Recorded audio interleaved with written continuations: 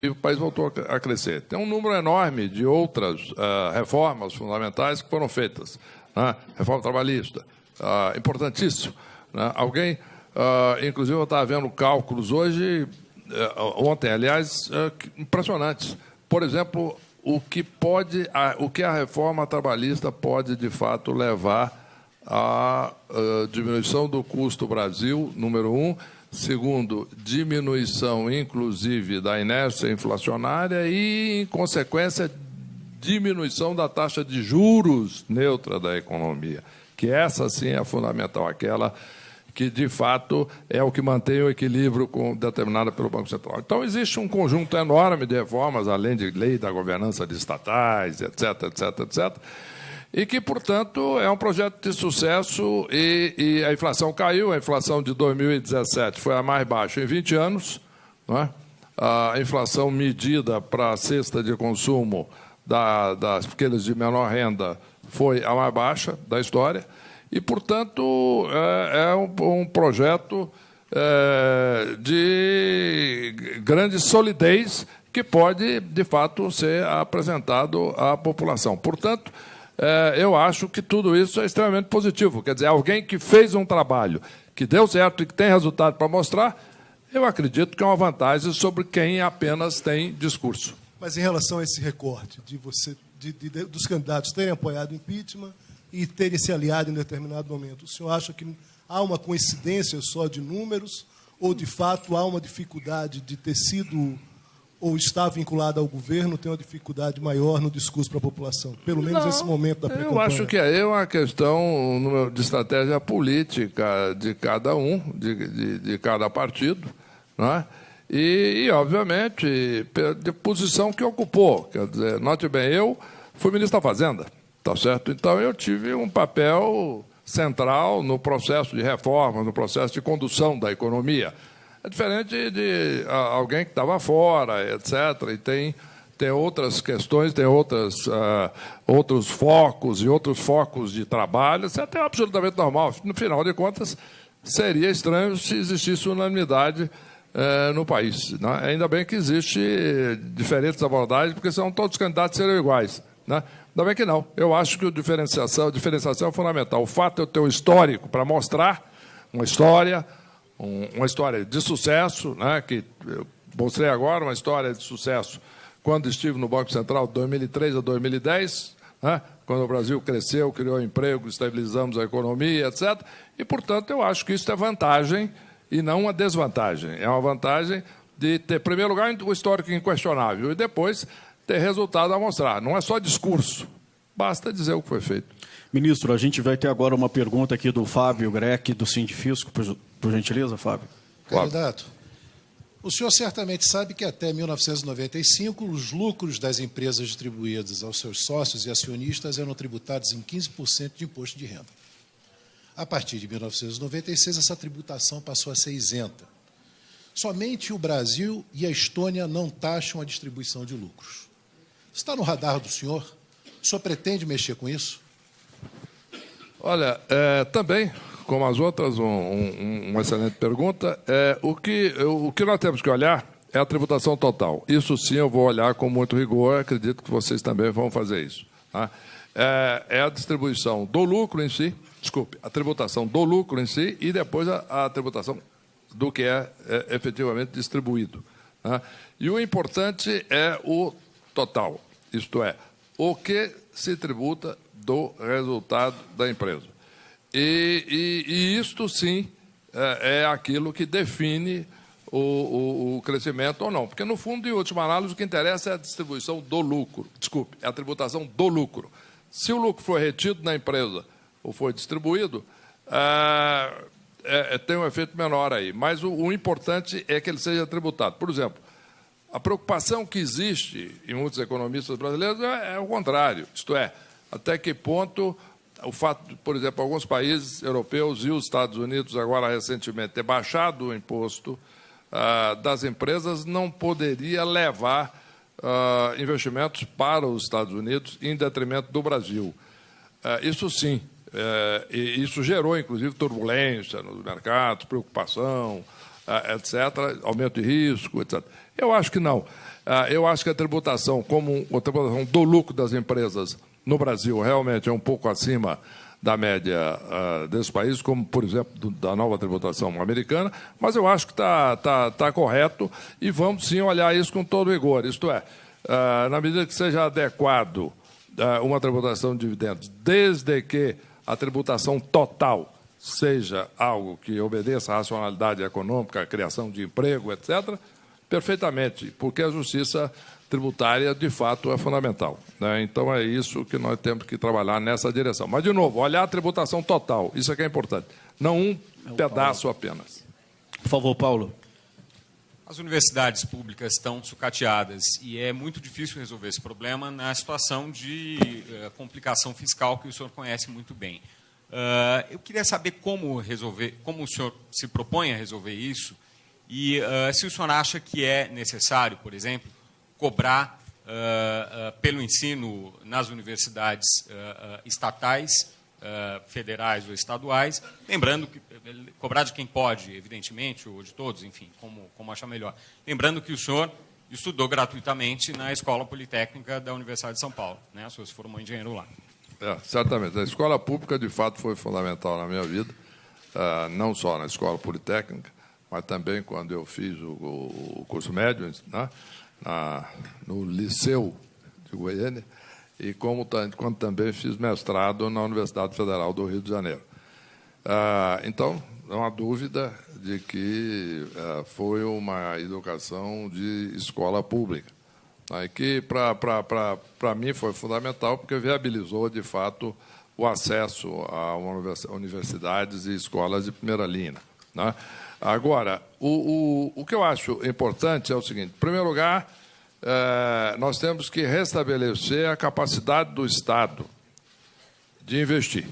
Isso é em primeiro lugar. Você colocou muito bem. As universidades estão com restrição de recursos, como toda a administração pública. Não são, as universidades é fundamental. Mas isto é função do grande volume de despesas. Só o ano passado a despesa primária foi 57% do orçamento, no ano anterior 51%, quer dizer, uma parcela cada vez mais do orçamento ocupado com despesas da Previdência Social. Então, isso gera, como resultado, menos recursos para a educação, menos para a saúde, menos para a segurança.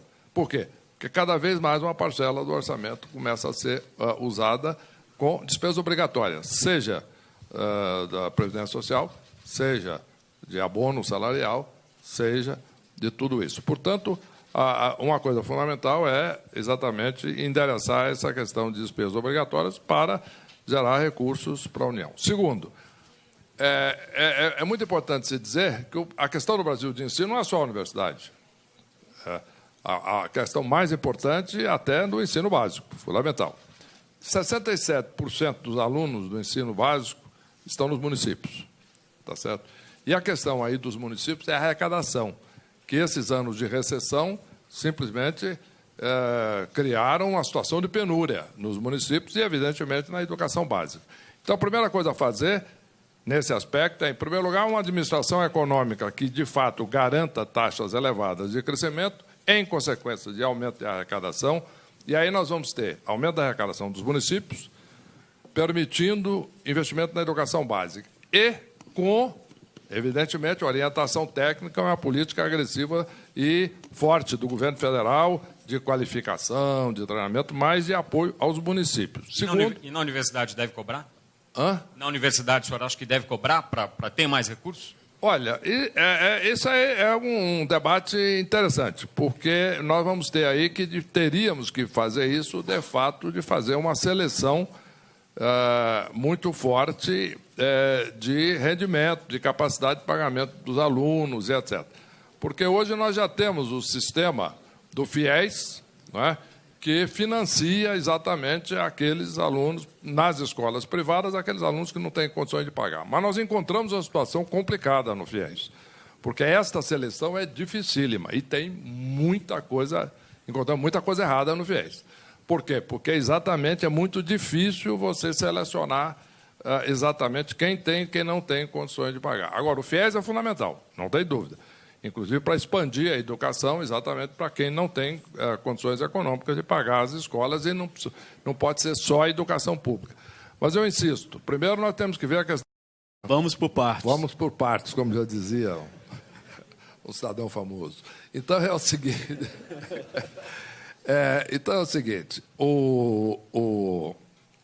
em primeiro lugar, eu acredito que a política de preços da Petrobras deve obedecer à estrutura de custo da Petrobras. Isto é, não deve e não pode ser controlada, porque haja vista os efeitos que causaram na Petrobras com o controle de preços do governo anterior. Quase liquidou a Petrobras, quer dizer, perdeu a capacidade de investir, de produzir e etc. Isso quase sucateou a Petrobras. Então, é importante que a Petrobras possa praticar, como foi feito, uma administração em que, de fato, remunera os custos e dê capacidade à companhia de investir, aumentar a sua produtividade, etc, etc, etc. Isto, preço da Petrobras.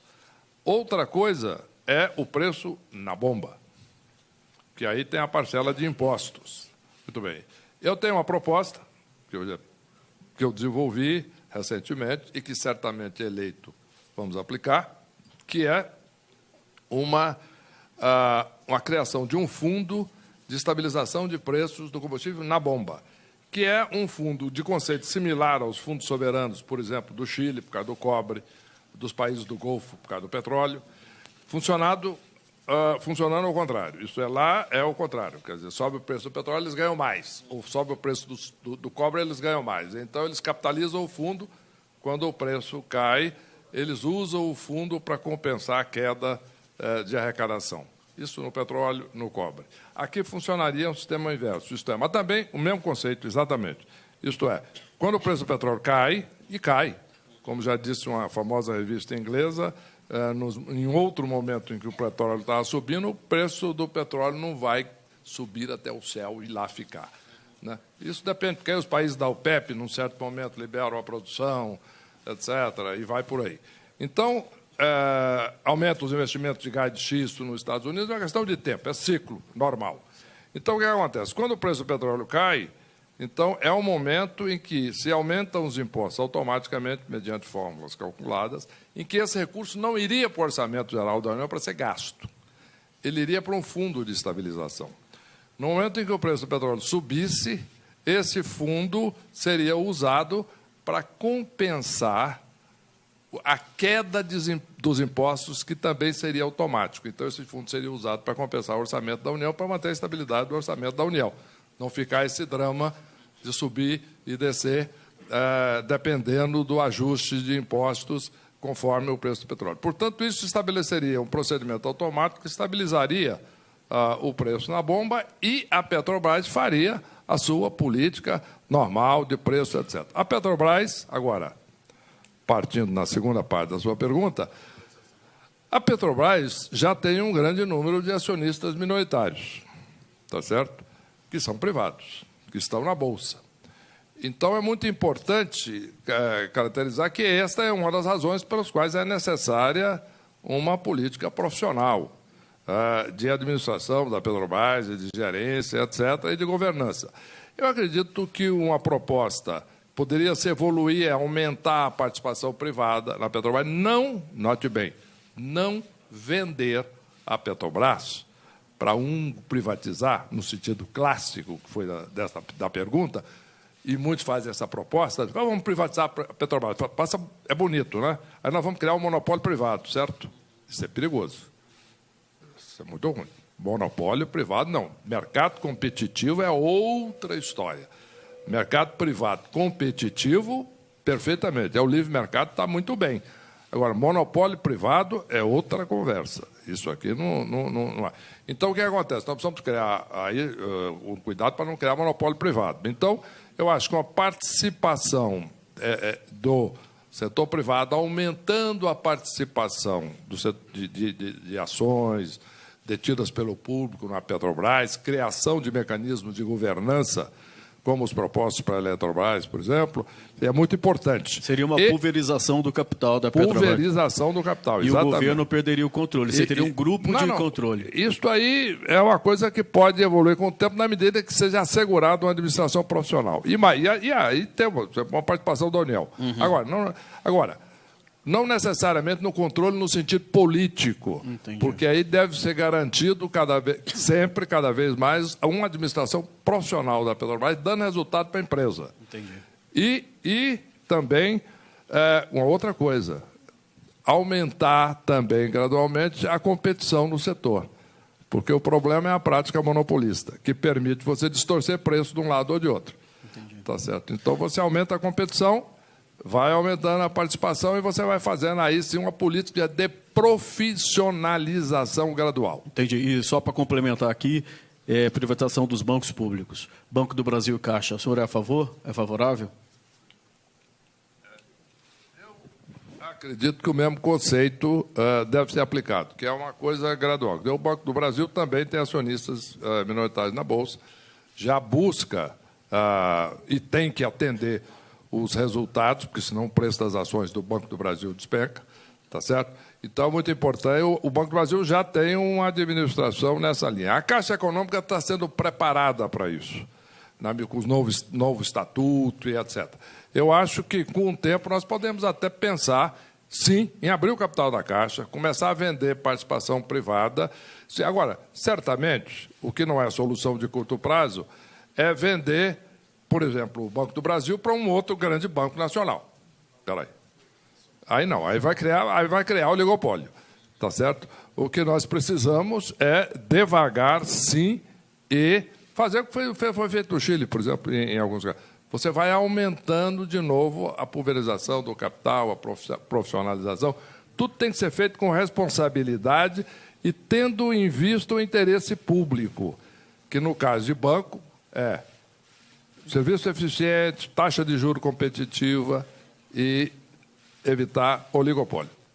Por falar em responsabilidade e eficiência, uma coisa que se fala muito é na reforma da Previdência que o senhor tentou fazer, não conseguiu, o projeto do governo foi considerado muito duro, foi modificado no Congresso, mas mesmo assim não se conseguiu aprovar, ou seja, a base governista não conseguiu levar essa proposta ao plenário. Como é que o senhor, presidente, conseguirá fazer com que essa reforma da Previdência seja aprovada? O senhor fica com o texto que está aí, como é que o senhor vai enfrentar as corporações, no caso, especialmente Legislativo, Judiciário, Ministério Público, que são os que têm as aposentadorias mais altas e que são completamente contra a reforma da Previdência? Estou brincando. O que eu acho é o seguinte, em primeiro lugar, o que houve no debate da reforma da Previdência foi um debate que me pareceu extremamente produtivo, tá? Onde se discutiu exatamente, amplamente no Congresso, na Comissão Especial da Previdência, etc. E se chegou a um projeto que foi um projeto objeto de um acordo. Não foi unânime, evidentemente, mas foi um acordo que ainda viabiliza uma reforma da Previdência eficaz. Tá certo? Com um nível de diminuição de despesas fiscais bastante consistente com a estabilização da dívida pública brasileira e queda no futuro, e geração de superávites primários no futuro, etc. Em resumo, foi um negócio positivo. Agora, é um projeto positivo, melhor dizendo, o que está. Agora, evidentemente que a reforma da Previdência é controversa em qualquer país do mundo, não há dúvida. Não há país onde se faz uma reforma da Previdência normal. Agora, eu acho, para ser bem objetivo nessa resposta, o seguinte: a discussão não é se vai ser feita uma reforma da Previdência no Brasil, é quando. Porque vai ser feita uma reforma da Previdência no Brasil. Isso é inevitável. Porque basta ver o que aconteceu em alguns países europeus que se recusaram a fazer, Grécia, por exemplo. Um determinado dia, quebrou o país, quebrou a Previdência, o governo teve que, no primeiro ano, parou de pagar as aposentadorias, salário também, depois retomou, mas aí cortou o valor da aposentadoria de aposentado. Uma vez, 2 vezes, 3 vezes, 4 vezes, e foi embora. Por quê? várias vezes. Por quê? Porque tinha que adequar a capacidade do orçamento. Portanto, eu acho que a reforma da Previdência vai ser feita. Mas o maior problema da Previdência não é nem esse. Isso é grave. Mas tem um problema maior, que é a desigualdade. Os 20% da população de menor renda não conseguem ter carteira assinada por 35 anos e fazer, portanto, contribuição por 35 anos. De acordo com as normas da Constituição atual, portanto, estes que têm menor renda se aposentam por idade, a 65. Então, quando nós dizemos que o tempo médio de aposentadoria no Brasil para homem é 59 anos e meio, mas isso por causa dos salários elevados, que tem média muito mais, 53, 54. Os salários mais baixos têm média de aposentadoria de perto de 65. Então, o que é que acontece? Isso é uma desigualdade brutal. Então, com a reforma da Previdência, estes que têm renda menor, nos primeiros 2 anos após a reforma, passam a se aposentar aos 55. Fala, mas então não vai ter ganho? Vai, porque aqueles que têm renda mais elevada, que se aposentam hoje, mais jovens, começam com 55 e depois vão subindo até os 65. Então, tem ganho, sim, importante, porque a diferença está nos salários e nas rendas maiores, não é na baixa renda. O da baixa renda hoje paga o preço, mas ele não será prejudicado pela reforma da Previdência, muito pelo contrário, será beneficiado. Então, eu acho que a reforma, tudo isso sendo esclarecido, e um governo é normal, um governo eleito pela população forte com este mandato, eu acho que terá condições muito fortes, sim, de aprovar uma reforma eficaz e justa no Congresso. Por favor, Léo. Eu queria voltar, ministro, à questão da greve dos caminhoneiros, porque me parece que é um fato histórico. Assim, acho que por gerações a gente vai se lembrar ali, as pessoas vão se lembrar dessa greve, porque a população ficou refém. Efetivamente, ali as pessoas ficaram sem dinheiro, sem combustível, tinha o risco claramente de desabastecimento. Que o senhor fizesse uma avaliação em relação ao que houve. Faltou planejamento, por exemplo? O senhor disse aqui, olha, meu plano seria esse. Por que não foi implantado? Faltou plano de contingência? Faltou inteligência? Afinal de contas, alguns avisos foram dados de que aquilo pudesse vir a ocorrer. A popularidade do presidente atrapalhou nisso. Como é a avaliação do senhor, que participou, de certa forma, dessa política, nessa greve, que, de fato, foi um episódio importante para a vida brasileira? Vamos começar digamos, pelas últimas perguntas da sua série sobre esse assunto. É o seguinte, alguns pontos. Tá. Então, é o seguinte, em primeiro lugar, a população está ainda em função da crise econômica gravíssima que o país passou, em função do desemprego, que foi elevadíssimo e ainda está elevado por todo esse fenômeno que eu descrevi, em função de toda a crise política e todo o processo de hoje que existe, de acusações, etc., de julgamento, de tudo isso. Então, a população, em geral, tem já uma sensação que é muito também condicionada pela inflação elevada que nós tivemos. Vou dar um exemplo para você. Eu fui fazer uma palestra na Fundação Getúlio Vargas, no Rio de Janeiro, num prédio. E a Fundação Getúlio Vargas tem um outro prédio do lado. Depois eles marcaram um almoço para mim no outro prédio, e eu desci com o professor Langoni, etc. Nós descemos e fomos e atravessamos o supermercado, que tem no meio ali dos dois prédios. E eu vi lá umas pessoas comprando. Eu perguntei para a senhora que estava lá, etc. Isso foi agora no final de 17. Não, antes, bem agora. Eu vou chegar na greve. Antes de 17. Eu vou falar da sensação de mal-estar. Aí eu perguntei à senhora, a senhora está vendo os preços aí? Sim, senhor. Eu falei, mas como é que está a inflação? Alta ou baixa? Ela falou, está alta. Eu disse, e vai aumentar? Vai aumentar. Eu disse, mas... Perguntei outra, a mesma coisa, vai aumentar, a inflação está alta. Depois, eu vi quais eram os produtos, pedi para ver depois, os meus técnicos checarem com a cadeia do supermercado, qual era o preço daquele produto hoje, exatamente, e qual é o preço há um ano atrás. O preço, eu tinha perguntado a ela, qual era o preço que a senhora se lembra de um ano atrás? Ela falou, era o preço de 2 anos e meio atrás, 2 anos. O que acontece? Existia, de fato, uma inflação muito elevada, a pessoa ainda se lembra do preço lá. E o preço subiu, a pessoa ainda está com aquela impressão. O desemprego, apesar da criação de 2 milhões de novos empregos, o desemprego ainda é elevado, porque vai gastar tempo. O próximo presidente vai ter que continuar criando emprego, porque senão nós não vamos chegar lá. Então, o que é que acontece? Primeiro, tem esse clima de reação com aumento de preço. Normal, saudável. Então, a população já um pouco... O preço da Petrobras subindo muito frequentemente, porque o preço do petróleo está subindo muito frequentemente. Aí o fundo de estabilização seria fundamental, do preço na bomba. Né? Muito bem. Aí o que é que acontece? Mas o preço subindo na bomba. Então, existe um certo sentido. Então, os caminhoneiros, nesse quadro, se aproveitaram muito, na realidade, influenciados por 2 outros fatores. Um deles, principalmente, que não tinha tanto a ver com nada disso.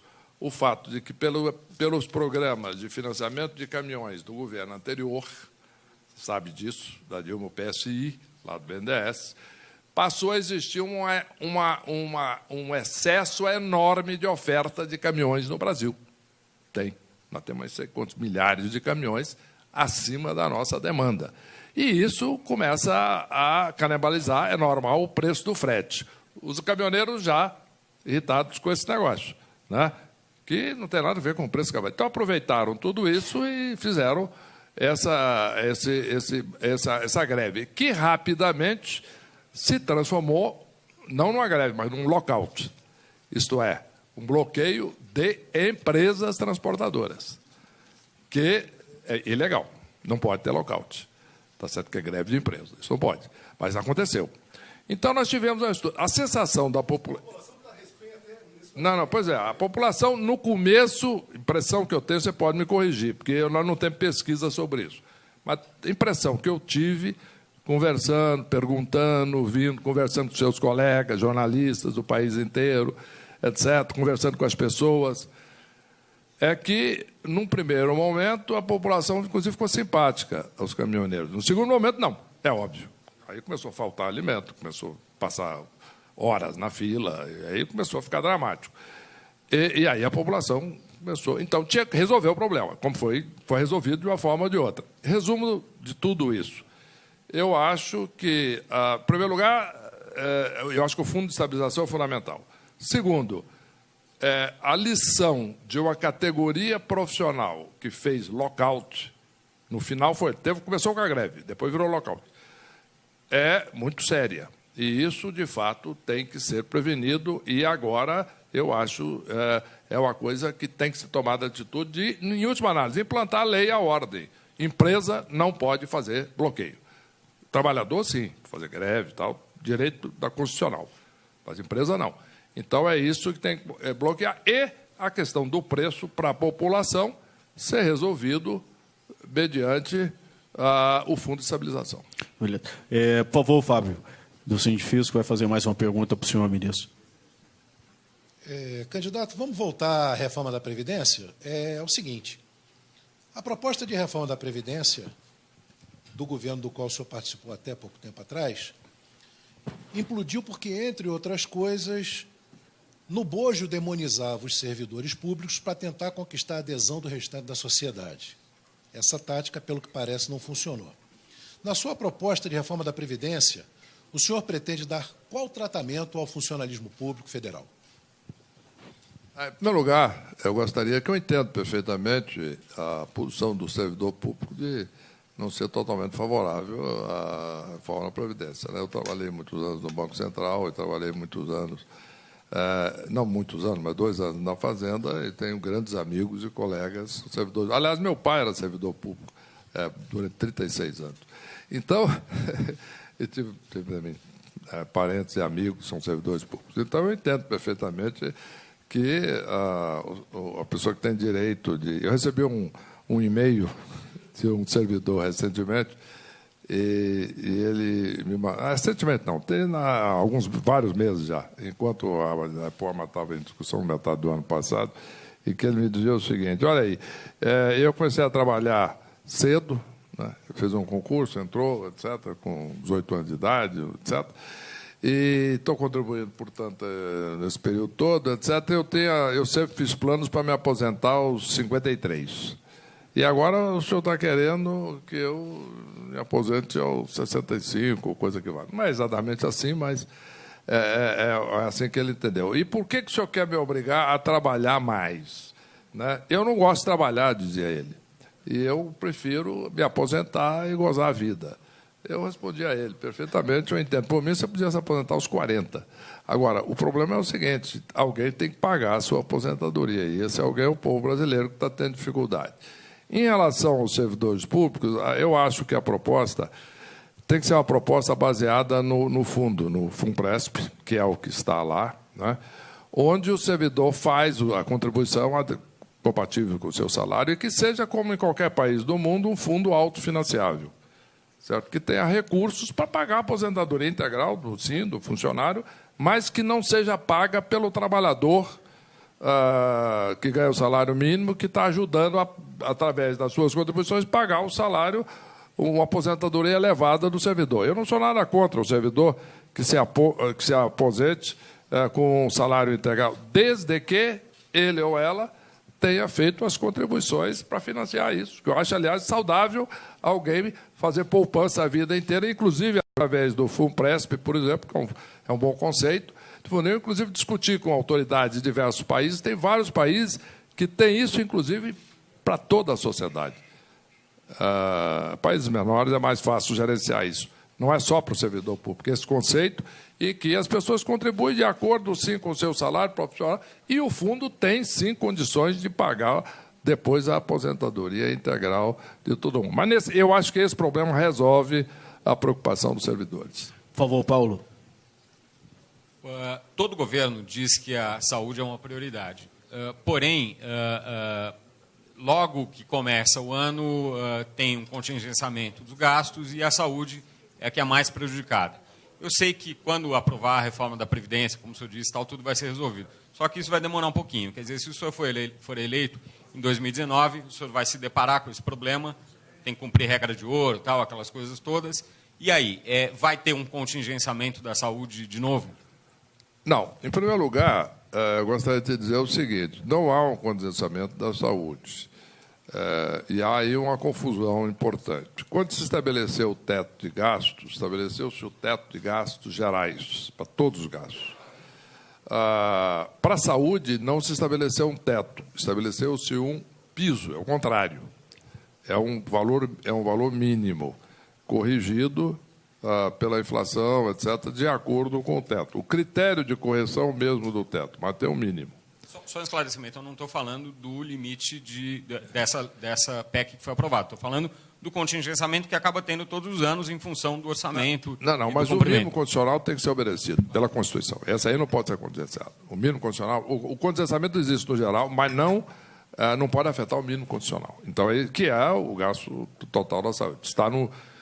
Nós já, inclusive, porque nós antecipamos um pouco aquela escadinha que tinha para a educação, um pouco para a saúde, de mínimo, e nós já antecipamos alguns anos, aquilo que prevaleceria em 19, e já colocamos lá como mínimo condicional aquilo que só chegaria em 19, e já está lá. Portanto, não há como contingenciar isso. Em dito isso, eu acho que pode ser muito melhorada, sim, a gestão de saúde.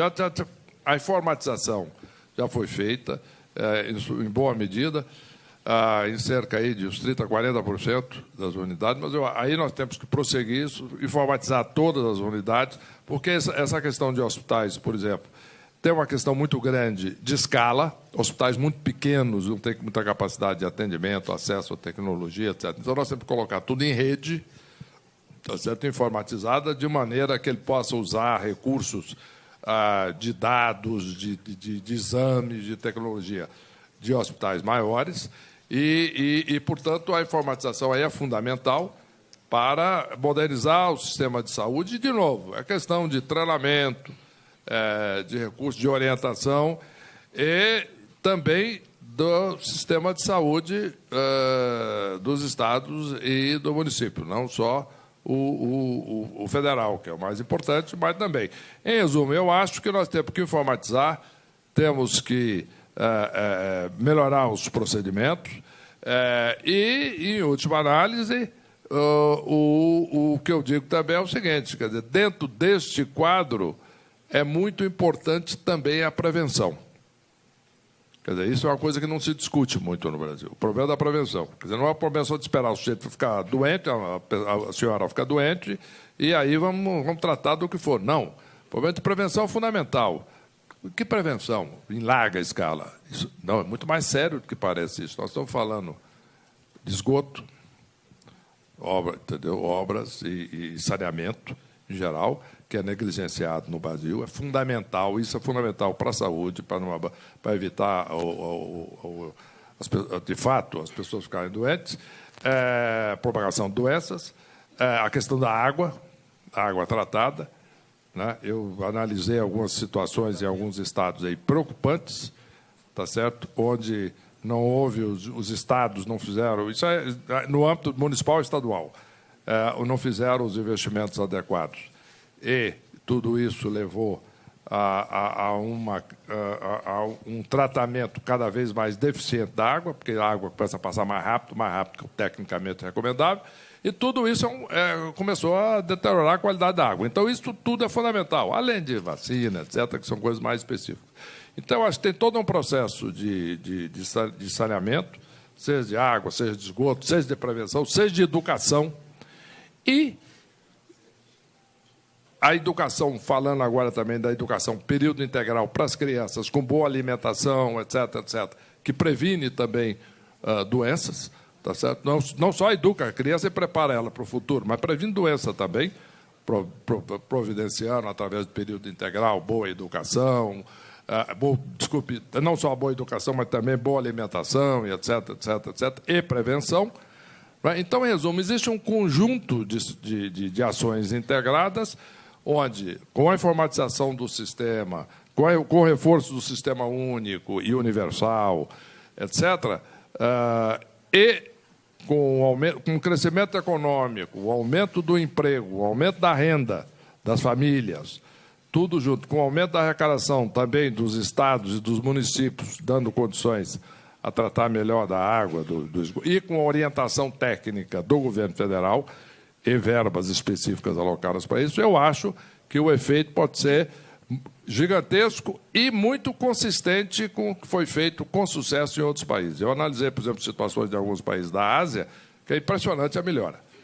É impressionante o que se conseguiu fazer nessa área lá e como se aumentou a expectativa de vida de forma dramática. Medidas, às vezes, que parecem simples, por exemplo, medidas de higiene, além de água, de esgoto em regiões mais pobres, é uma coisa que tem um efeito impressionante. Portanto, eu acho que é um conjunto muito grande de ações que tem um efeito adequado. Ministro, a última questão da sabatina agora vai ser feita pelo Cláudio Damasceno, que é o presidente do Sindifisco. Por favor, Cláudio. Ministro, em nome do Sindifisco Nacional, Sindicato dos Auditores da Receita, eu gostaria de agradecer pela presença.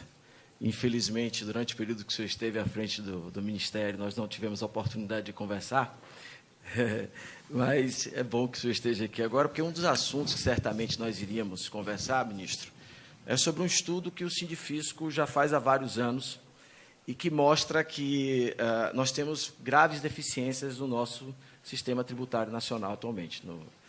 Um deles é que a tributação sobre o consumo do Brasil hoje representa mais de 50% da carga tributária, enquanto que a tributação sobre o patrimônio e a renda estão ali algo em torno de 29%, 25% na renda e 4% apenas no patrimônio. Isso diverge muito da situação que encontramos em outros países, onde justamente a tributação e a renda têm uma tributação muito maior do que a tributação sobre o consumo. Nós estamos falando da regressividade do sistema tributário, que acaba penalizando, né, as camadas mais pobres da população. E aí eu pergunto ao senhor, que medidas o senhor pretende tomar diante dessa realidade para tornar nosso sistema tributário mais justo e progressivo? Porque nós, do Sindifisco Nacional, entendemos que o caminho para a justiça social passa pela justiça fiscal também. Então, eu gostaria de ouvir o senhor sobre esse tema. Obrigado. Eu concordo que a justiça social passa também pela justiça fiscal. Isso não tem dúvida, tem toda a razão. E que nós temos que caminhar fortemente nessa direção. Não há dúvida também que a tributação de bens e serviços no Brasil é muito elevada. A tributação dos impostos de consumo, etc., em geral, são muito elevadas por padrões internacionais. Agora, a questão aí não é meramente, e agora eu vou entrar no que eu acho que é o X da questão, não é meramente a questão de percentual.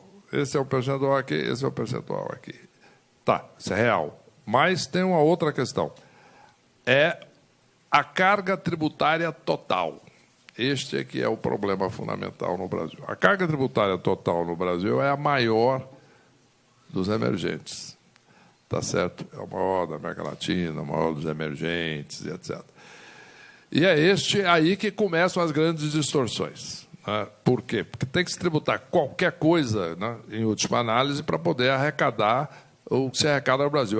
Eu até brincava há muitos anos, dizia assim, numa coisa o Brasil aprendeu a fazer, arrecadar. De uma forma ou de outra, arrecada. Tá certo? Agora, tem muita distorção, como você colocou. Então, como é que é possível eliminar essas distorções?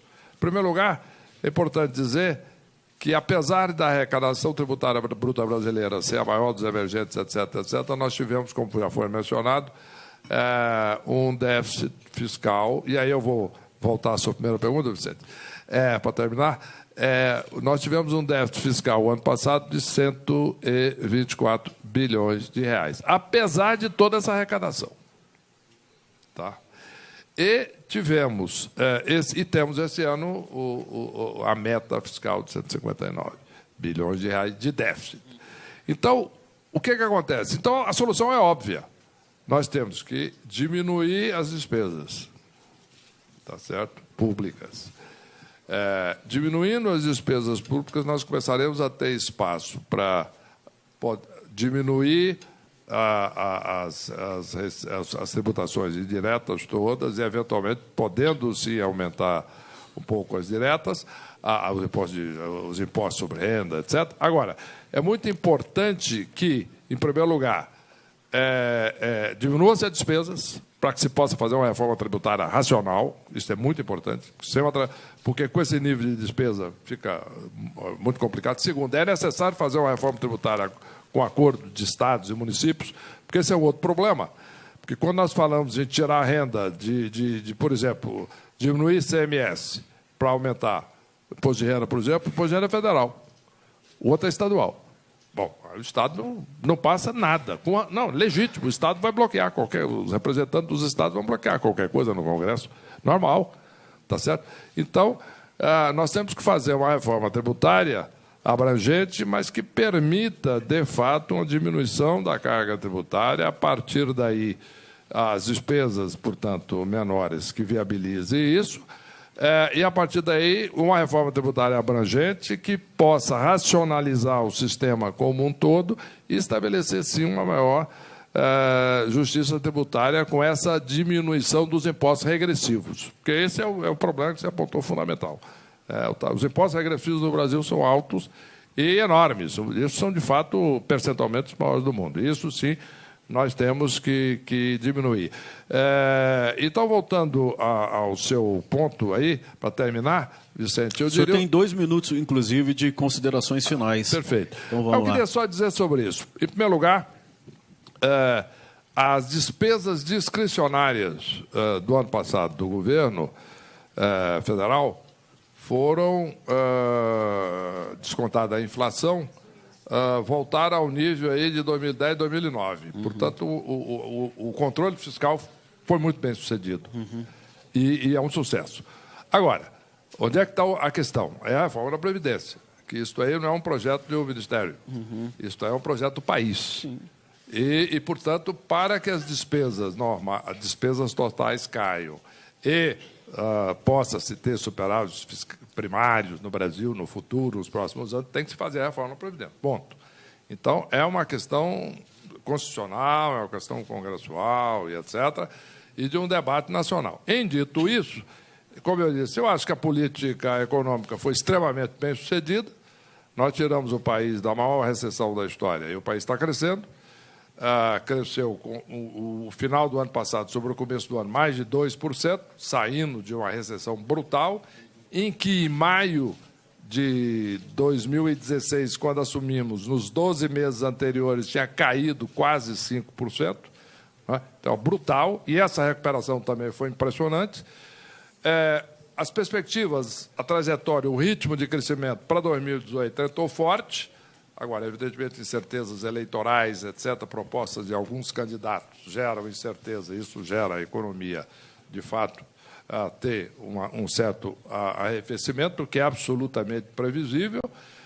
Eu já tinha notado isso conversando com investidores do mundo inteiro, etc., e mesmo consumidores no Brasil preocupados em comprar um eletrodoméstico para pagar em 36 meses e não sabe o que vai ser lá na frente. Então, ou empresas para investir. Então, isso é normal.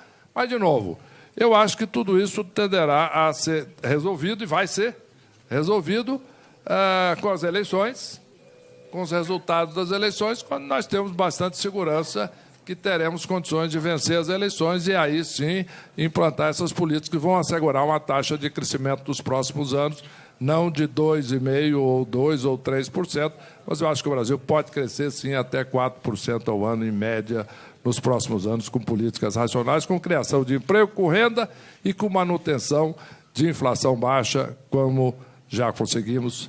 Muito obrigado e vamos em frente. Ministro, em nome do Correio Brasiliense e do Científico Nacional, gostaria de agradecer a sua presença, foi muito bom, o senhor agregou muito aqui ao debate. Venha sempre que puder aqui, tá? Muito obrigado. O Científico gostaria de entregar para o senhor as propostas deles aí tributárias, tá? Cláudio.